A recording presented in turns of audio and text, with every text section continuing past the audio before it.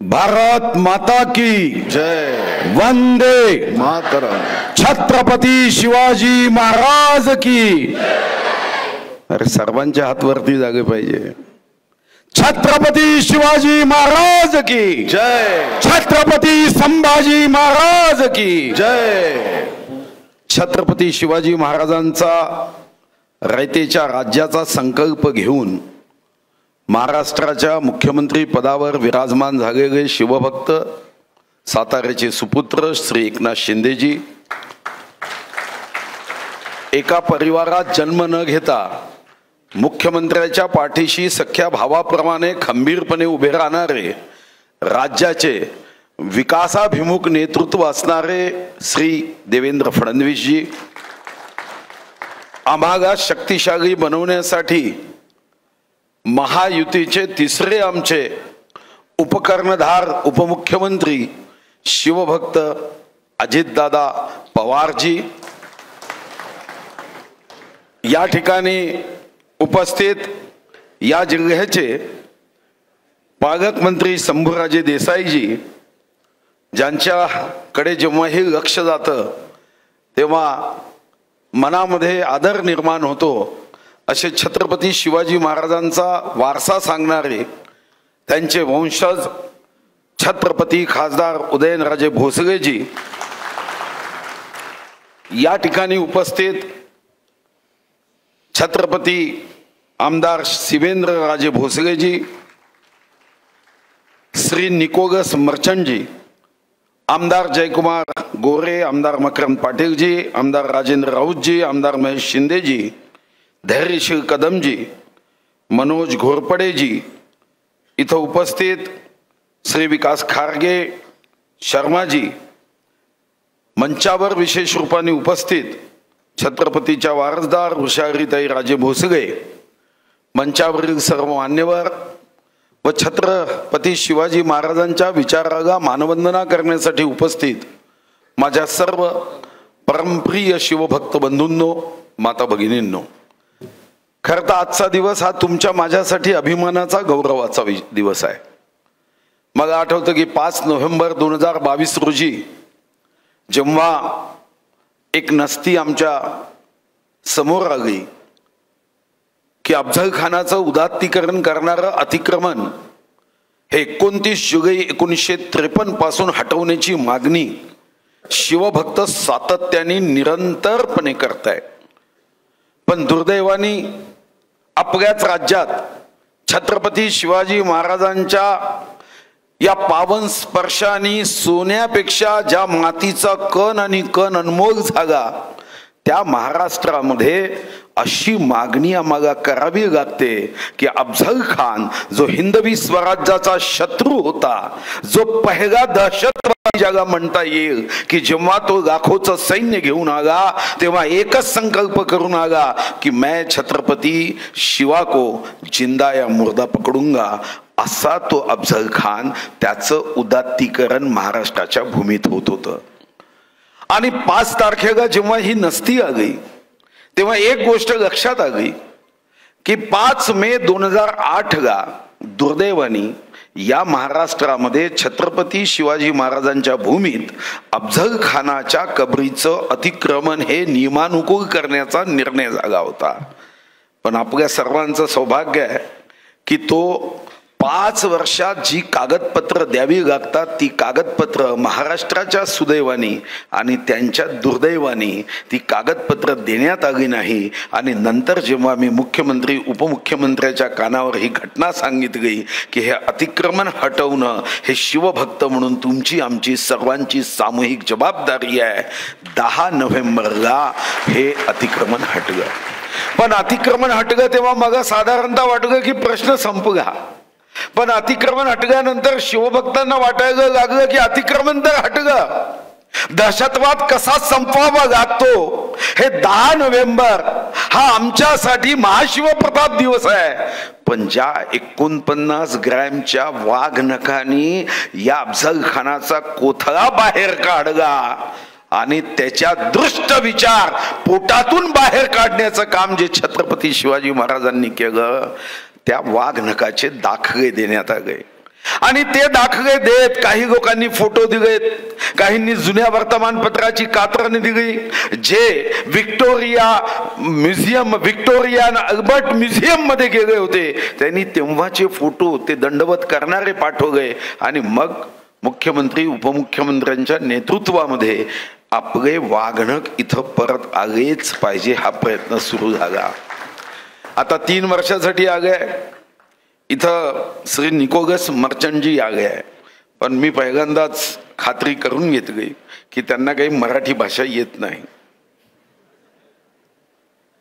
त्यांना अजून लक्षात आणून दिलं की हे आम्हाला पुढे ठेवणं गरजेचं आहे, तर ते कदाचित म्हणतील की आत्ताच घेऊन जातो. पण मी स्वतः आमचे मंत्री गजेंद्र शेखावतजी यांना विनंती केली आहे, ते स्वतः मुख्यमंत्री उपमुख्यमंत्र्यांसोबत बैठक करणार आहे. कारण मुख्यमंत्री आणि आमच्या दोन्ही उपमुख्यमंत्र्यांचा एक आग्रह आहे की छत्रपती शिवाजी महाराजांच्या ज्या ज्या म्हणून वस्तू असतील, ज्या ब्रिटनच्या म्युझियममध्ये आहे, कुठं महाराणीच्या म्युझियममध्ये आहे किंवा विक्टोरियन अल्बर्ट म्युझियममध्ये आहे, आता आपल्या त्या साऱ्या वस्तू या आमच्या महाराष्ट्रात याव्यात ही जी इच्छा शिवभक्त म्हणून या तीनही नेत्यांची आहे ती आपण निश्चितपणे पूर्ण करणार आहोत. आणि त्यासाठी प्रयत्नाची पराकाष्ठा करत या वस्तू परत येतील हाही मला विश्वास आहे. छत्रपती उदयनराजे भोसले असतील, छत्रपती शिवेंद्रराजे भोसले असतील, हे नेहमी या संदर्भामध्ये आग्रही मागणी करतात की छत्रपती शिवाजी महाराजांच्या या वस्तू अनमोल आहेत. हे खरं आहे. आणि म्हणूनच रायगडावर जेव्हा राज्याभिषेक आम्ही 350 साजरा केला, आम्ही निर्णय केला की रायगडाच्या हवेमध्ये शूरता वीरतेचं प्रतीक म्हणजे रायगडामध्ये हवा आहे. आता या 28 जूनच्या अर्थसंकल्पात भविष्यामध्ये राज्याभिषेक हा सरकारी कार्यक्रम होईल अशी ही घोषणा आपण केली. मान्य मुख्यमंत्री महोदय तर प्राधिकरण करणारच आहे, पण हे कदाचित या राज्याचे मुख्यमंत्री म्हणून आणि दोन्ही उपमुख्यमंत्री म्हणून आणि आमच्या सर्वांचं सौभाग्य आहे.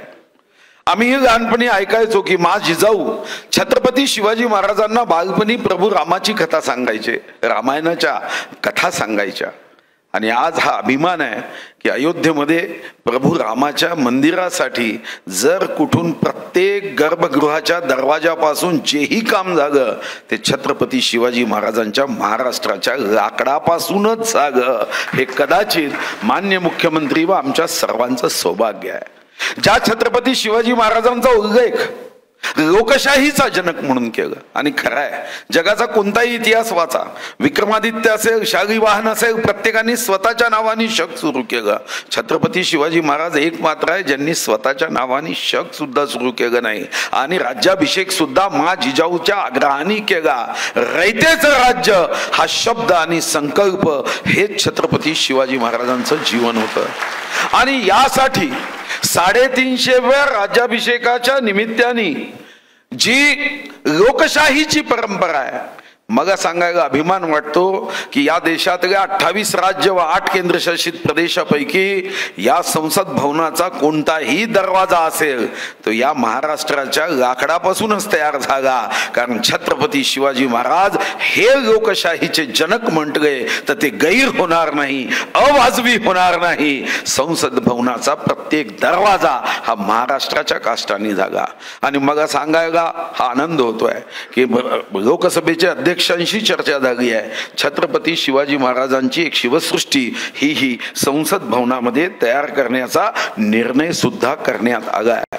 आणि एवढंच नव्हे, आता आपण म्हटलं की तिथे एक मोठं म्युझियम व्हावं, हा एक नवीन प्रस्ताव आहे. पण म्युझियमच्या अगोदर आम्ही 2 निर्णय केले मुख्यमंत्री उपमुख्यमंत्र्यांच्या अनुमतीने की ज्या JNU मध्ये देशाच्या तुकडे तुकडे करण्याचा विचार मांडला जातो, आता त्या JNU मध्ये आपल्या राज्य सरकारच्या माध्यमातून छत्रपती शिवाजी महाराजांचं अध्यासन केलं जात आहे.